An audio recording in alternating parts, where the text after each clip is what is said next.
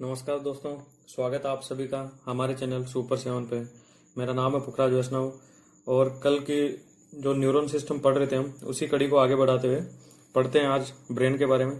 तो थोड़ा सा रिवीजन कर लेते हैं दोस्तों, क्या क्या हमने पढ़ा था। ठीक है दोस्तों, तो हम पढ़ रहे थे न्यूरॉन्स, नर्वस सिस्टम मानव शरीर कोशिकाओं से मिलकर बना होता है और उनमें समन्वय स्थापित करने का कार्य कौन करता है दोस्तों? तो वो करता है आपका तंत्रिका तंत्र। वैसे कोऑर्डिनेशन का कार्य दो तंत्रों में विभक्त है दोस्तों। एक आपका उसमें हो गया एंडोक्राइन सिस्टम और दूसरा आपका नर्वस सिस्टम। इन दोनों को मिला के एक विज्ञान की नई शाखा बन गई है जिसको एंडोक्राइन सिस्टम या एंडोक्राइन ब्रांच कहते हैं दोस्तों। एंडोक्राइन ब्रांच है, एंडोक्राइन सिस्टम दोनों का मिलके जो सिस्टम बनता है उसको एंडोक्राइन सिस्टम बोलते हैं। तो दो तंत्र है दोस्तों, नर्वस सिस्टम और एंडोक्राइन सिस्टम। ठीक है दोस्तों, तंत्रिका तंत्र इसका क्या कार्य है दोस्तों? कि जो सोचने समझने का, समन्वय स्थापित करने का, कोऑर्डिनेशन करने का जो कार्य है ना दोस्तों, वही तंत्रिका तंत्र का कार्य है। उसी को बोलते हैं हम तंत्रिका तंत्र। और इसकी क्रियात्मक इकाई क्या है दोस्तों? तंत्रिका तंत्र की जो क्रियात्मक इकाई है वो है आपका न्यूरॉन। और तंत्रिका तंत्र की शुरुआत मानी जाती है हाइड्रा से। अब ये न्यूरॉन क्या है दोस्तों? तो न्यूरॉन अपना मानव शरीर की जो सबसे लंबी कोशिका है वही आपका न्यूरॉन है। एक दोस्तों चित्र से बताना चाहता हूं मैं आपको। एक सिंपल स्ट्रक्चर है आपका न्यूरॉन का, जिसमें आपको ये न्यूक्लियस हो गया दोस्तों, न्यूरॉन है। बीच में आपको एक्सोन दिख रहा होगा, ये आपका एक्सोन है, ये एक्सोन दोस्तों। और ये आपका न्यूक्लियस हो गया और इसके ये जो आगे नोड निकले हुए हैं ये डेंड्राइट है दोस्तों। ठीक है दोस्तों, तो ये हो गया आपका न्यूरॉन। ठीक है दोस्तों, ये क्या करता है, जैसे हमने पढ़ा था कल के कांटा लग जाने पे अपना एक स्थान से दूसरे स्थान पे सूचनाएं भेजता है। ठीक है दोस्तों, इसके टाइप्स पढ़े थे हमने। कितने? 5 टाइप्स के होते हैं, यूनिपोलर, बाइपोलर, मल्टीपोलर, एपोलर और कौन सा था? Pseudo unipolar. ठीक है दोस्तों, तो एक और इनके भी मैं गूगल पे सर्च मारा है चित्र को, तो एक और दिखा देता हूं आपको। देखिए दोस्तों, ये हो गया आपका यूनिपोलर, जिसमें एक एक्सोन होता है दोस्तों। आपका एक एक्सोन है यूनिपोलर में। ठीक है दोस्तों, उसके बाद में बाइपोलर, बाइपोलर में आपका एक एक्सोन और ऊपर की तरफ में डेंड्राइट, नीचे की साइड में एक्सोन। ठीक है दोस्तों, ये बाइपोलर हो गया आपका। इसके अलावा ये मल्टीपोलर, इसमें एक्सोन ये हो गया साइटोन और डेंड्राइट ऊपर की साइड में, नीचे की साइड में आपका हो गया इसमें एक्सोन। ठीक है दोस्तों, इसके बाद में आपका हो गया नॉन पोलर या एपोलर, ये सेम ही है दोस्तों। और इनके एग्जाम्पल मैंने बताए थे कि जो यूनिपोलर है वो आपका हो गया भ्रूण की जो तंत्रिका है दोस्तों उनमें। जो बाइपोलर है वो बताया था मैंने आपको, जो रेटिना है, जो आंख की रेटिना ऑफ आईज, उसका उसमें एग्जाम्पल है बाइपोलर का। मल्टीपोलर आपका हो गया जो मानव में पाया जाता है। ठीक है दोस्तों, जितने भी कशेरुक जीव होते हैं उनमें। नॉन पोलर या एपोलर हो गया आपका हाइड्रा में दोस्तों। ठीक है दोस्तों, उसके बाद में इसमें एक तरह का भ्रम ही पैदा होता है। वैसे इसमें आपका डेंड्राइट होता नहीं है, बस डेंड्राइट जैसा होता है। इसी को आपको सुडो यूनिपोलर बोलते हैं दोस्तों। इसमें एक्सोन होता है और इसमें एक्सोन ऊपर में डेंड्राइट जैसा दिखने वाला होता है, लेकिन डेंड्राइट होता नहीं है दोस्तों। साइटोन वगैरह उपस्थित होते हैं। इसका एग्जाम्पल हमने बताया था मेरुरज्जु का पृष्ठ मूल गुच्छक। ठीक है दोस्तों, तो ये हो गया आपका टाइप्स ऑफ न्यूरॉन। अब इनके कार्य के आधार पर न्यूरॉन्स 3 टाइप्स के हैं दोस्तों, जैसे सेंसरी न्यूरॉन, मोटर न्यूरॉन और इंटर न्यूरॉन। ठीक है दोस्तों, तो ये हो गया आपका सेंसरी न्यूरॉन दोस्तों। तो सेंसरी न्यूरॉन जैसा कि आपने देखा था अभी, इसमें एक्सोन है, डेंड्राइट है, मतलब ये जो अपना बाइपोलर है वैसे ही है दोस्तों। ये देखिए बाइपोलर के टाइप में है, सेम बाइपोलर। ये देखिए दोस्तों, बाइपोलर जैसा ही है सेंसरी न्यूरॉन्स। उसके बाद में आपका मोटर न्यूरॉन हो गया, तो ये आपका मल्टीपोलर टाइप में हो गया दोस्तों। मल्टीपोलर टाइप में ये मोटर न्यूरॉन हो गया दोस्तों आपका। इसमें एक्सोन, न्यूक्लियस हो गया आपका। ठीक है दोस्तों, डेंड्राइट वगैरह सारा कुछ है इसमें। और ये हो गया आपका जो मिडिल में है दोस्तों, ये भी मल्टीपोलर टाइप में इंटर न्यूरॉन हो गया दोस्तों। ठीक है दोस्तों, तो ये हो गया आपके टाइप्स ऑफ न्यूरॉन्स। अब कार्य क्या क्या है? जैसे सेंसरी न्यूरॉन क्या करता है दोस्तों? ये रिसीव करने का कार्य करता है, सूचनाओं को ग्रहण करता है। ठीक है, और इन सूचनाओं को मस्तिष्क तक पहुंचाने का कार्य करता है, जबकि मोटर न्यूरॉन क्या करता है, जो मस्तिष्क एनालाइज करता है उस मैसेज को, और ये मैसेज दोस्तों इलेक्ट्रोकेमिकल फॉर्म में जाता है दोस्तों, इलेक्ट्रोकेमिकल फॉर्म में मस्तिष्क तक जाता है दोस्तों। ठीक है दोस्तों, मतलब एक तरह से विद्युत आवेग के रूप में जाता है, और यह कार्य आपके मस्तिष्क तक पहुंचाने का कार्य करता है मैसेज सेंसरी न्यूरॉन, और जो एनालाइज करके वापस जो आता है सेम इसी माध्यम से वापस आता है, इलेक्ट्रोकेमिकल माध्यम से ही, और आपके अंग तक वापस पहुंचा दिया जाता है, जो हमने एक एग्जांपल लिया था आपके पाँव में कांटा चुभने वाला। ठीक है दोस्तों, और इंटरन्यूरॉन क्या करता है, इन दोनों को कनेक्ट करने का कार्य करता है। फिर हमने पढ़ा था तंत्रिका तंत्र नर्वस सिस्टम कितने टाइप्स के होते हैं दोस्तों, तो इसमें हमने पढ़ा था central nervous system, peripheral nervous system और autonomous nervous system. Central nervous system क्या करता है दोस्तों, इसके दो पार्ट्स देखे थे हमने, इसमें थे ब्रेन और स्पाइनल कॉर्ड। ठीक है दोस्तों, जो इसके महत्वपूर्ण भाग होते हैं जो समन्वय स्थापित करने का कार्य करते हैं। आगे ब्रेन में उसके आगे पढ़ा था हमने पेरिफेरल नर्वस सिस्टम दोस्तों। तो पेरिफेरल नर्वस सिस्टम में हो गया था आपका, इसके भी दो पार्ट थे, जो क्रेनियम नर्व्स है और इसके अलावा जो आपकी स्पाइनल नर्व्स हो गई, क्रेनियम नर्व्स और स्पाइनल नर्व्स, ये दोनों इसके पार्ट हो गए दोस्तों। ठीक है, इनकी इनकी संख्या कितनी होती है, तो 24 संख्या इनकी होती है क्रेनियम नर्व्स की, जो पूरे चेहरे को कवर करती है। जोड़ी में 12 हो गई। ठीक है दोस्तों, इसी तरह स्पाइनल नर्व्स में हो गई आपकी 62 संख्या में, और 31 जोड़ी आपकी जो स्पाइनल से जुड़ी होती है दोस्तों। ठीक है दोस्तों, तो ये हो गया आपका पेरिफेरल नर्वस सिस्टम। उसके अलावा ऑटोनोमस नर्वस सिस्टम हो गया दोस्तों, जो क्या करता है, ये खुद ही अपना कार्य करने में सक्षम होता है, और ये कार्य इसका होता है दोस्तों हार्मोनों की सहायता से। ऑटोनोमस नर्वस सिस्टम अपना कार्य करने में स्वयं सक्षम होता है, लेकिन ये इस पे भी मस्तिष्क का कंट्रोल रहता है, क्योंकि जो हार्मोन के थ्रू ये कार्य करता है दोस्तों, उन हार्मोनों पे हाइपोथैलेमस पढ़ेंगे अभी अपना, हाइपोथैलेमस का नियंत्रण रहता है दोस्तों। ठीक है दोस्तों,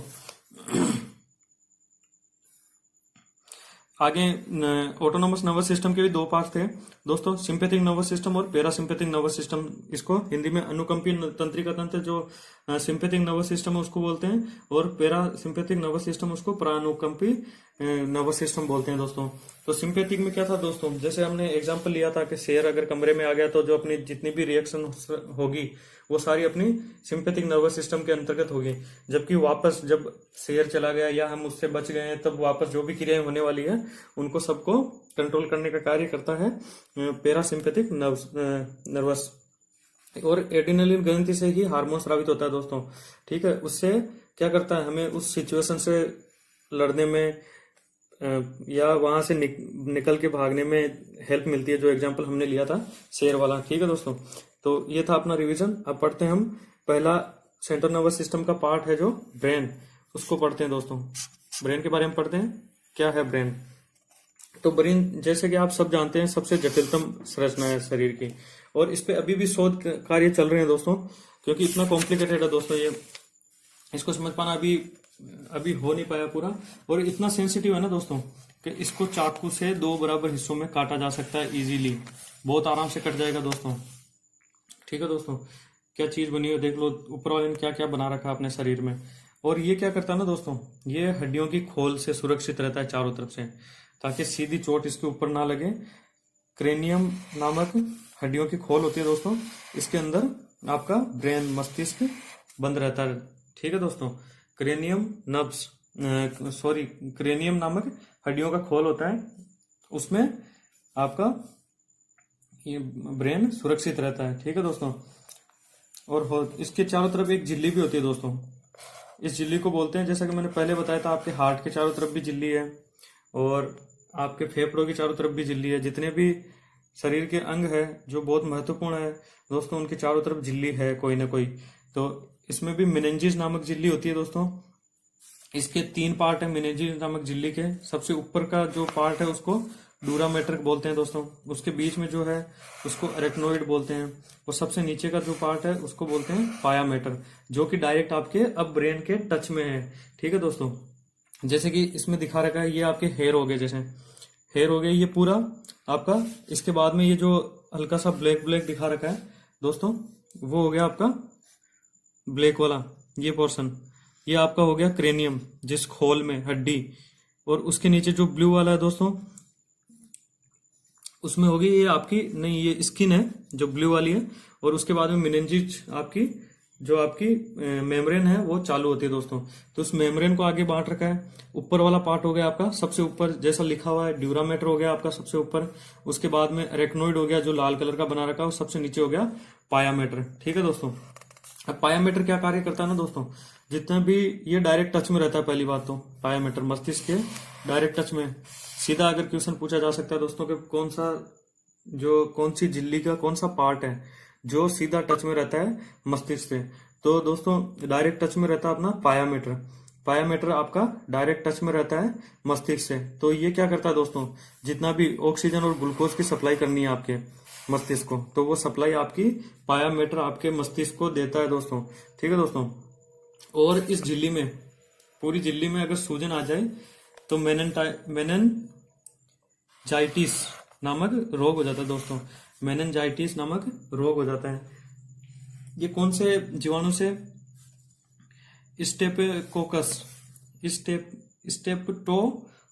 स्टेप्टोकोकस नामक जीवाणु होता है दोस्तों।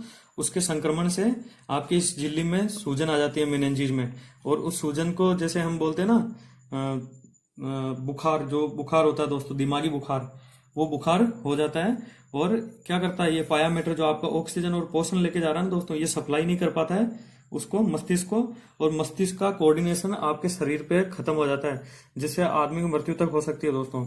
ठीक है। तो मस्तिष्क को ऑक्सीजन और पोषण पायामेटर द्वारा सप्लाई होता है। ठीक है दोस्तों। अब एक चीज, जो पायामेटर है दोस्तों और उसके एरेक्नोइड है, जो कि मिडिल वाला पार्ट है एरेक्नोइड, और झिल्ली का जो आपका झिल्ली है दोस्तों मेनिंजेस, उस झिल्ली में जो मिडिल वाला पार्ट है पायामेटर, और सबसे लास्ट वाला पार्ट है जो, जैसे कि ये पूरी झिल्ली है दोस्तों, ये झिल्ली है, तो इस झिल्ली के जो पार्ट है तीनों, उसका ये ऊपर वाला पार्ट मान लो जो ड्यूरामेटर हो गया आपका, और ये आपका उसके नीचे वाला पार्ट एरेक्नोइड। तो इन दोनों के बीच में गैप है दोस्तों, इनके बीच में, इनके दोनों के बीच में गैप नहीं है। जो ये गैप बन गया है वो गैप है नहीं दोस्तों। ठीक है दोस्तों। तो ये हो गया आपका सेकंड वाला एरेक्नोइड। दूसरे कलर से ही बना देता हूं। ये मान लो ये ऊपर वाला आपका, ये आपका एरेक्नोइड हो गया दोस्तों। ऊपर वाला ड्यूरामेटर हो गया, नीचे वाला एरेक्नोइड हो गया। इन दोनों के बीच में एक लिक्विड होता है दोस्तों, किसके, पायामेटर और एरेक्नोइड के। ये ड्यूरामेटर बना दिया है मैंने केवल आपको झिल्ली दिखाने के लिए। तो ये बीच में दोस्तों ये फ्लूइड होता है इसके, जिसको CSF सेरेब्रोस्पाइनल फ्लूइड बोलते हैं दोस्तों। ठीक है दोस्तों। तो ये आपका हो गया एरेक्नोइड, और ये हो गया आपका पायामेटर, और इनके बीच में ये हो गया आपका CSF सेरेब्रोस्पाइनल फ्लूइड। ठीक है दोस्तों। तो ये क्या करता है ना दोस्तों, जब कभी कभार अपने शरीर पे चोट लग जाती है, तो चोट लगने पे ये सीधी चोट से आपके शरीर मस्तिष्क की रक्षा करता है दोस्तों, और उसको अवशोषण कर लेता है। जैसे पानी में अगर आप मारोगे पत्थर वगैरह, तो जैसे वो फैल नहीं जाता दोस्तों लगने पे, तो वही कार्य यहाँ पे होता है कि इस पे सीधी डायरेक्ट चोट ना लग के जो भी आवेग आएगा वो इसमें फैल जाएगा दोस्तों, CSF में। और कभी कभार आपने देखा होगा जब बचपन में किसी को उठा के जैसे गोल गोल घुमा दिया और उसको वापस खड़ा करते हैं, तो वो खड़ा नहीं रह पाता था थोड़ी देर के लिए, क्योंकि ये CSF क्या करता है ना दोस्तों, जब हम घुमा रहे होते हैं ना किसी बच्चे को, जैसे पकड़ के घुमा दिया चारों तरफ और उसको खड़ा कर दिया, तो ये CSF भी उसके साथ में ही घूमने लगता है। तो इसको वापस अपनी पोजीशन में आने में टाइम लगता है दोस्तों, तब तक अपना आंखें वगैरह सारा अपना कोऑर्डिनेशन घूमता रहता है, और अपने को मतलब अपना शरीर को संभाल नहीं पाते हैं दोस्तों उस टाइम। ठीक है दोस्तों।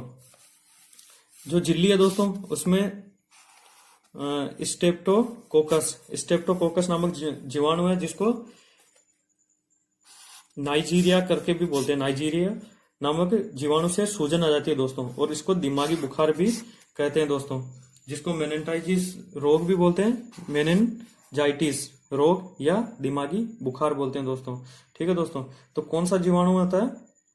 Streptococcus, streptococcus. ठीक है दोस्तों, तो स्टेप्टोकोकस नामक जीवाणु के संक्रमण से मेनिंजाइटिस नामक रोग हो जाता है दोस्तों, या इसको दिमागी बुखार बोलते हैं दोस्तों। इसमें क्या होता है ना, दिमाग आपका पायामीटर आपका जो सप्लाई करता है ऑक्सीजन की और पोषण की, वो सप्लाई बंद हो जाएगी दोस्तों, और धीरे धीरे मस्तिष्क काम करना बंद कर देता है। ठीक है दोस्तों, तो ये था आपका ब्रेन, जो मोटा मोटा आपका इसका इंट्रोडक्शन था ब्रेन का। अब इसके पार्ट कौन कौन से दोस्तों पढ़ते हैं, इसके ब्रेन के पार्ट। ब्रेन के 3 पार्ट है दोस्तों। फोर ब्रेन, जिसको अग्र मस्तिष्क करके भी बोलते हैं, फोर ब्रेन अग्र मस्तिष्क, मिड ब्रेन मध्य मस्तिष्क, और हिंड ब्रेन जो कि पश्चिम मस्तिष्क हो गया दोस्तों। ठीक है दोस्तों, ये 3 पार्ट हो गए आपके ब्रेन के, जो कि आपके कार्य के आधार पे अलग अलग है दोस्तों। इनको बांटा हुआ है कार्य के आधार पे अलग अलग। ठीक है दोस्तों, और वैसे शरीर के 2 दायां पार्ट और बायां पार्ट दोनों में बांट सकते हैं दोस्तों। इन दोनों को जोड़ने का, समन्वय स्थापित करने का कार्य रेशेदार संरचना करती है दोस्तों, जिसको कार्पस कोलाइसम करके बोलते हैं दोस्तों। Corpus callosum, corpus callosum. ठीक है दोस्तों, 2-3 बार रिपीट कीजिए, याद हो जाएगा। दाएं पार्ट को, जो आपका मस्तिष्क का ब्रेन का दायां पार्ट है और बायां पार्ट है, उनको जोड़ने का जो कार्य करता है वो करता है कार्पस कोलाइसम। ठीक है दोस्तों, इसके आगे पढ़ते हैं दोस्तों कि जो अब आपका फोर ब्रेन है दोस्तों, ये लगभग आपका 2/3 मतलब 66% लगभग आपका इसको कवर करता है। ठीक है दोस्तों, मस्तिष्क के पार्ट को, जो मानव मस्तिष्क है उसका लगभग 2/3 भाग फोर ब्रेन का होता है। ठीक है दोस्तों, और एक चीज दोस्तों कि आपने वैसे सुना होगा दोस्तों कि आपके बायां हिस्सा आपका मस्तिष्क का, वो आपके दाएं शरीर के दाएं हिस्से पर, और जो आपका दायां हिस्सा है मस्तिष्क का, वो आपके शरीर के बाएं हिस्से पे कंट्रोल करता है दोस्तों। ठीक है, उल्टा करता है। ठीक है दोस्तों, पढ़ते हैं फोर ब्रेन। फोर ब्रेन के दोस्तों 2 पार्ट है, सेरिब्रम और डाइसेफिलोन। ठीक है दोस्तों, सेरिब्रम और डाइसेफिलोन। सेरिब्रम को प्रमस्तिष्क भी बोलते हैं दोस्तों। फोर ब्रेन को अग्र मस्तिष्क बोलते हैं और सेरिब्रम को प्रमस्तिष्क बोलते हैं। ठीक है दोस्तों, इन दोनों में कंफ्यूज मत होना, ये अग्र मस्तिष्क है और ये प्रमस्तिष्क है। सेरिब्रम ये इसी का पार्ट है दोस्तों, अग्र मस्तिष्क का पार्ट है प्रमस्तिष्क, इसको सेरिब्रम बोलते हैं। फोर ब्रेन अग्र मस्तिष्क है, उसके 2 पार्ट है, सेरिब्रम प्रमस्तिष्क और डाइसेफिलोन। ठीक है दोस्तों, इनको आगे भी और पार्टों में बांटा हुआ है दोस्तों, तो देखते हैं कौन कौन से पार्ट है दोस्तों। जैसे फोर ब्रेन है दोस्तों, तो फोर ब्रेन के पार्ट हो गए आपके सेरिब्रम और डाइसेफिलोन। ठीक है दोस्तों, और जो सेरिब्रम है दोस्तों, उसको आगे और 4 पार्टों में बांटा हुआ है, जैसे फ्रंटल, पेराइटल, टेम्पोरल और ऑक्सीपिटल बोलते हैं दोस्तों इनको। इनके 4 नाम 2-3 बार रिपीट करोगे दोस्तों, याद हो जाएंगे। Frontal, parietal, temporal, occipital. Frontal, parietal, temporal, occipital. ठीक है दोस्तों, और जो डाइसेफिलोन है उसका हो गया दोस्तों पार्ट थैलेमस और हाइपोथैलेमस। जो हमने पढ़ा था हार्मोन पे कंट्रोल करता है, किसका पार्ट हो गया वो? हाइपोथैलेमस पार्ट हो गया डाइसेफिलोन का, मतलब आपका फोर ब्रेन का पार्ट हो गया, अग्र मस्तिष्क का भाग हो गया आपका हाइपोथैलेमस। ठीक है दोस्तों, आपको एक बार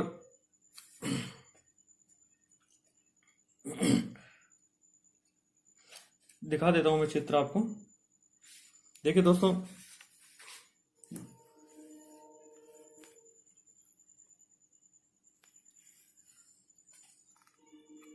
ये हो गया आपका दोस्तों फोर ब्रेन हो गया, जो ऊपर वाला 2/3 पार्ट हो गया दोस्तों ये। और जो मिडिल में है दोस्तों एकदम बीच में, ये आपका एक तरफ का हिस्सा है, कहीं का भी मान लो बायां दायां, ये आपका मान लो जैसे अंदर वाला एक पार्ट है दोस्तों, जैसे दायां भाग बायां भाग मान रहे थे ना, तो इसमें से एक भाग मान लो इसको। तो ये हो गया आपका देखो फोर ब्रेन हो गया, और ये मिड ब्रेन हो गया जो आपका ग्रीन कलर का दिखा रखा है अंदर, मिड ब्रेन। और ये जो पीछे का है दोस्तों, ये हो गया आपका हिंड ब्रेन। ठीक है दोस्तों, तो ये हो गया आपका पूरा मस्तिष्क का पार्ट है दोस्तों, फोर ब्रेन, मिड ब्रेन और हिंड ब्रेन। ठीक है दोस्तों, आगे चलते हैं। जो हमने देखा है इसका फोर ब्रेन का, ठीक है दोस्तों, फोर ब्रेन में हमने पढ़ा है फ्रंटल, ये फ्रंटल हो गया आपका, ये हो गया पेराइटल, जो आपका एक तरफ का पार्ट मानो दोस्तों इसको भी। तो आपका जो ललाट वाला, ये पूरा ललाट तक आ गया दोस्तों, ये ललाट से आपके मध्य तक लगभग, और उसके बाद मध्य से थोड़ा सा पीछे तक, और उसके बाद में थोड़ा सा और पीछे तक, पूरा पीछे तक नहीं है दोस्तों, पूरा पीछे तक आपका जो सेरिबेलम आ जाता है, ये सेरिबेलम आपका इसका पार्ट नहीं है अग्र मस्तिष्क का, मतलब यहाँ तक ही है केवल ये यहाँ तक ही, ये ब्राउन वाले इसको छोड़ देना दोस्तों। ये चार है ना, ये चार कलर में, 1 2 3 4, तो ये टेम्पोरल, ये है अग्र मस्तिष्क के भाग, ठीक है दोस्तों। ये आपके अग्र मस्तिष्क के भाग है, वो भी सेरिब्रम के, ठीक है दोस्तों, सेरिब्रम के पार्ट है ओनली। और जो डाइसेफेलोन है दोस्तों, उसके पार्ट होते हैं आपके, जो आपके इसके मिडिल में रहते हैं दोस्तों, डाइसेफेलोन के।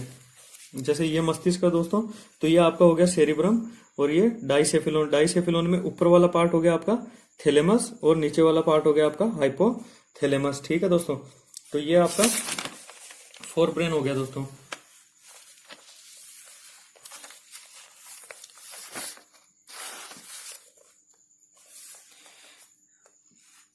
अग्र मस्तिष्क में स्थित सेरिब्रम प्रमस्तिष्क में उभरे हुए भाग को दोस्तों गायरस बोलते हैं, और जो नीचे बैठे हुए भाग अग्र मस्तिष्क में जो ऊपर उठे हुए भाग होते हैं दोस्तों, जैसे ऐसे ऐसी ऐसी संरचना रहती है दोस्तों, ऐसा देखा होगा आपने, ऐसी संरचना है, फिर अंदर जाते हुए फिर वापस बाहर निकली हुई ऐसी संरचना मस्तिष्क की रहती है, जो चित्र वगैरह में देखा होगा आपने।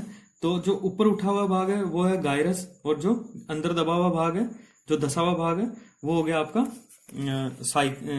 सल्कस, ठीक है दोस्तों। उभरे हुए भाग को बोलते हैं गायरस, और जो अंदर वाला भाग है धसा हुआ, उसको बोलते हैं सल्कस, ठीक है दोस्तों। तो ये दोनों पार्ट हो गए। जो व्यक्ति जिसमें इन दोनों की संख्या जितनी ज्यादा होगी ना दोस्तों, गायरस और सल्कस की, वो व्यक्ति उतना ही ज्यादा बुद्धिमान होता है, ठीक है दोस्तों। दूसरी बात ब्रेन की, कि ब्रेन आपके जितना भी ब्लड है दोस्तों, उसका लगभग 15% यूज करता है रक्त का, और 20% करता है O2 का यूज, ठीक है दोस्तों। और तभी बोलते हैं ना दोस्तों कि जो मानसिक कार्य करते हैं वो उनमें ज्यादा थकावट हो जाती है बंदों में, ठीक है दोस्तों, और ऊर्जा भी ज्यादा खर्च होती है उसमें, ठीक है दोस्तों। अब पढ़ते हैं हम सेरिब्रम के बारे में। सेरिब्रम में दोस्तों ये डायरेक्ट पूछा जाता है कभी कभार कि किस किस चीज का केंद्र है, तो बुद्धिमत्ता, चिंतन, स्मृति, इन तीनों का केंद्र है सेरिब्रम, ठीक है दोस्तों। बुद्धिमत्ता, चिंतन और स्मृति, मेमोरी आपकी कहाँ रहती है दोस्तों, तो सेरिब्रम में ही, ठीक है। तो स्मृति का, चिंतन का, सोचने का, और बुद्धिमत्ता जो इंटेलिजेंस का है, ठीक है दोस्तों। जैसे बताया था मैंने, जो गायरस और सल्कस होते हैं उन्हीं से डिपेंड होता है कि व्यक्ति कितना बुद्धिमान है। दूसरा, जो आपको जो चीज सोचते हो, चिंतन करते हो, उसके लिए सेरिब्रम जिम्मेदार है, और जो मेमोरी है आपकी, उसी में उसके लिए भी सेरिब्रम जिम्मेदार होता है, ठीक है दोस्तों। मानव मस्तिष्क पूर्व की जो बातें होती है उन्हीं के आधार पे आगे की विवेचना करता है दोस्तों। जैसे कि एक बच्चे ने अगर कभी भी पेन नहीं देखा होगा ना दोस्तों, तो वो आपको अगर 4-5 साल का हो गया उसके बाद में, या 7-8 साल का हो गया, उसको कभी पेन के बारे में बताओ मत, आपके ये पेन होता है, या ये स्केच पेन होते हैं, कलर होते हैं, और उसको एक दिन दिखा के अगर पूछो ना कि ये क्या है, तो वो नहीं बता पाएगा दोस्तों। जब तक आप उसको बार बार या उसको दिखाओगे नहीं कि ये कलर है, ये आपके, तब तक वो उनको पहचान नहीं पाएगा। अगर उसको उस चीज से अननोन रखोगे तो, क्योंकि उसके दिमाग में कभी गई नहीं है कि हाँ ये पेन होता है, या ये स्केच, ये हाइलाइटर है, अगर उसको नहीं बताया तो वो नहीं बता पाएगा आपको कि ये हाइलाइटर है दोस्तों, ठीक है दोस्तों। और एक चीज, बच्चों में ये सेरिब्रम का अधिकांश हिस्सा खाली होता है, तो वो हर टाइम चीजें सीख रहा होता है दोस्तों, और बहुत जल्दी भी सीखता है, इसलिए उसके मस्तिष्क में लगभग 60% ऑक्सीजन यूज करता है उस टाइम, ठीक है दोस्तों। और थोड़ी देर में थक जाता है वो, ठीक है, और सो जाता है। इसलिए देखा होगा आपने, बच्चे बहुत ज्यादा सोते हैं दोस्तों, बॉडी उनकी सुस्त हो जाती है। वो ग्लूकोज का और ऑक्सीजन का सेवन उनका मस्तिष्क ही ज्यादा करता है दोस्तों, ठीक है दोस्तों। पढ़ते हैं सेरिब्रम के जो चारों भाग है, फ्रंटल, पेराइटल, टेम्पोरल और ऑक्सीपिटल, इनका क्या क्या कार्य है, ठीक है दोस्तों। ये मैंने बनाने की कोशिश की है। फ्रंटल ये वाला पार्ट हो गया, ये पेराइटल हो गया आपका, ये ऑक्सीपिटल हो गया, और ये टेम्पोरल हो गया। जो कान के ऊपर वाला पार्ट है वो टेम्पोरल हो गया दोस्तों। जो पीछे का पार्ट है ना, जहाँ पे आपका थोड़ा सा उभरा हुआ पार्ट है, तो वो हो गया आपका ऑक्सीपिटल दोस्तों। जबकि आगे ललाट से लेके थोड़ा सा मिडिल तक ये पार्ट हो गया आपका फ्रंटल। अब कार्य क्या क्या दोस्तों, जैसे फ्रंटल है वो ऐच्छिक क्रियाओं को नियंत्रित करता है। जितनी भी, जैसे मैं पढ़ रहा हूँ, आपको पढ़ने के मन में आ रही है, नहीं आ रही है, मैं जैसे आपको पढ़ा रहा हूँ, ये चीजें अच्छी क्रियाएं हैं। हो सकता है मैं ना चाहूंगा नहीं पढ़ाना, चलो ठीक है, आपका भी मन कर रहा होगा नहीं पढ़ना है, तो ये आपकी इच्छा पे निर्भर करता है, पढ़ना नहीं पढ़ना, खेलना कूदना। तो ये सारी चीजें अच्छी क्रियाएं हैं, इन पे कंट्रोल करने का कार्य आपका फ्रंटल, जो आपके ललाट से लेके पीछे तक का पार्ट है, वो करता है दोस्तों। पेराइटल ये क्या करता है ना दोस्तों, जो आपको टच करता है, उसको स्पर्श को, दाब को और ताप को, इनको महसूस करता है। ठीक है दोस्तों, अगर सीधा सीधा पूछ ले, स्पर्श को, दाब को, ताप को कौन कौन महसूस कराता है, तो पेराइटल आपको ये चीजें महसूस कराता है। ठीक है दोस्तों, टेम्पोरल क्या कार्य करता है, ये श्रवण, सुनने की क्षमता पर नियंत्रित करता है। ठीक है दोस्तों, और इसमें इसकी हेल्प करता है आपका जो कार्पोरा क्वाड्रिजेमिना है दोस्तों, ये पढ़ेंगे हम अभी, ये भी आपके माइंड का ही पार्ट है दोस्तों। ठीक है, कार्पोरा क्वाड्रिजेमिना, इसके थ्रू आपको आपका सुनने की क्षमता को ये नियंत्रित करता है दोस्तों। ऑक्सीपिटल क्या कार्य करता है, तो ये देखने की क्रिया को नियंत्रित करता है ऑक्सीपिटल। टेम्पोरल सुनने की, ऑक्सीपिटल आपकी देखने की क्रिया को नियंत्रित करता है दोस्तों। ठीक है दोस्तों, तो इसमें भी आपका कॉर्पोरा क्वाड्रिजेमिना हेल्प करता है देखने में ऑक्सीपिटल की। ठीक है दोस्तों, टेम्पोरल की भी हेल्प कर रहा है कॉर्पोरा क्वाड्रिजेमिना, और देखने में भी मदद कर रहा है कॉर्पोरा क्वाड्रिजेमिना। ठीक है दोस्तों, ये था आपका सेरिब्रम। ठीक है दोस्तों, आगे बढ़ते हैं। डाइसेफिलोन, डाइसेफिलोन के जैसे दो हिस्से हैं दोस्तों, थैलेमस और हाइपोथैलेमस। थैलेमस का क्या कार्य है दोस्तों, कई ये ठंड हो गया, गर्म हो गया, ठंडा गर्म, दर्द आदि का अनुभव कराता है। दर्द का अनुभव ये कराता है तो दोस्तों, जब ऑपरेशन वगैरह कुछ होता है ना, तो जो एनेस्थीसिया का इंजेक्शन दिया जाता है, वो एनेस्थीसिया का इंजेक्शन क्या करता है दोस्तों, तो आपके इसी पार्ट को डिस्कनेक्ट कर देता है। इसके पास में आपको दर्द, जैसे एनेस्थीसिया का इंजेक्शन लगा दिया है, आप बेहोश हो गए हो दोस्तों, तो बेहोश होने के बाद में क्या, आपका ऑपरेशन जो चल रहा है ना दोस्तों, जैसे काट रहे हैं, कर रहे हैं, तो इसका मैसेज आपके दिमाग के पास में जा रहा है, उसको पता लग रहा है कि कटा है, लेकिन वो एनालाइज करके वापस मैसेज वापस नहीं भेज पाता है, और वापस नहीं भेज पाने पे हमें दर्द का अनुभव नहीं होता। जबकि उसके पास में, थैलेमस के पास में मैसेज आता है कि हाँ आपका कट लग रहा है, नहीं लग रहा है, लेकिन वापस उसको दर्द ना हो इसलिए वो वापस मैसेज नहीं भेजता है दोस्तों। ये चीज सुन हो जाती है उस टाइम, थैलेमस का पार्ट एनेस्थीसिया के इंजेक्शन से ये निष्क्रिय हो जाती है दोस्तों। हाइपोथैलेमस क्या कार्य करता है, तो हाइपोथैलेमस जैसे आपको भूख लग रही है, प्यास लग रही है, उनको, प्यार को, घृणा को, भूख, प्यास, प्यार, घृणा, बीपी आपकी, हार्मोनों पर कंट्रोल करना आदि, जैसे जल का उपचयन करना, पसीना आना, गुस्सा आना, खुशी, ये सारे कार्य हाइपोथैलेमस के द्वारा पूरे होते हैं दोस्तों। तो ये सीधे सीधे पूछे जा सकते हैं दोस्तों, जैसे भूख, प्यास, प्यार, बीपी, घृणा, हार्मोनों को, ये 5-7 नाम है। जैसे भूख, प्यास आप एक साथ याद कर सकते हो, प्यार, घृणा आपका, खुशी, गम या गुस्सा, खुशी, पसीना आना, जल का उपापचयन, हार्मोनों पर नियंत्रण। ठीक है दोस्तों, तो ये आगे पढ़ेंगे हम मिड ब्रेन। ठीक है दोस्तों, तो इसको कल करते हैं शुरू दोस्तों। अगर समझ में आया हो दोस्तों, मैंने बहुत अच्छे से ही समझाने की कोशिश की है वैसे।